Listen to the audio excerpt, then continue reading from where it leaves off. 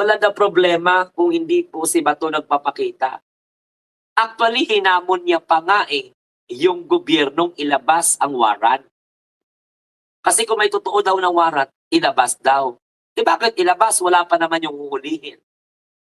Ang importante, may information kayo. So it doesn't mean na ilabas mo yung warrant. I-post mo sa social media. Not necessarily naman, di ba? Ang importante, nagtago ngayon si Bato dahil alam niya na may warrant of arrest. Naintindihan po ninyo? Alam niya na may warrant of arrest. Kaya nagtago siya. Kasi ganito yon. Paglabas ni Bato de la Rosa, automatic.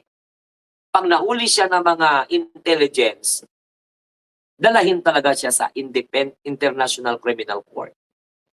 Kaya yun ang dahilan kung bakit si Bato ngayon nagtatago. Sabi ko nga, paulit-ulit yung sinabi sa mga vlog ko, si Bato